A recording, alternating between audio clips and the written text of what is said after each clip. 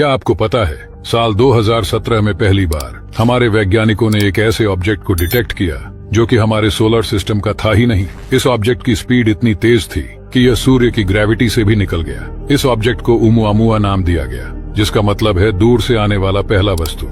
इसकी कोई टेल नहीं थी, यानी सूर्य की हीट और रेडिएशन का इस पर कोई प्रभाव नहीं पड़ रहा था, जिसका सिंपल अर्थ है कि यह किसी अननोन मेटल से बना होगा। हैरानी की बात तो ये है कि इस बनावट का ऑब्जेक्ट हमारे वैज्ञानिकों ने आज तक अपने सोलर सिस्टम में नहीं देखा। जैसे कि कोई दूसरे सोलर सिस्टम से एलियंस ने हमसे संपर्क करने के लिए इसे भेजा हो। जिस तरह से वॉयेजर 1 को इंटरस्टेलर स्पेस में भेजा गया है एलियंस की खोज में, और अब ये नेपट्यून की कक्षा से बहुत आगे है। खैर, आपको क्या लगता है, ये कोई दूसरी प्रजाति द्वारा भेजा गया ऑब्जेक्ट है या फिर नहीं? कमेंट्स में बताइएगा जरूर। और आपको ऐसे ही रहस्यमय और साइंस से जुड़े चीजों के बारे में जानने में दिलचस्पी है तो हमारे साथ जुड़े रहिए। वीडियो देखने का शुक्रिया।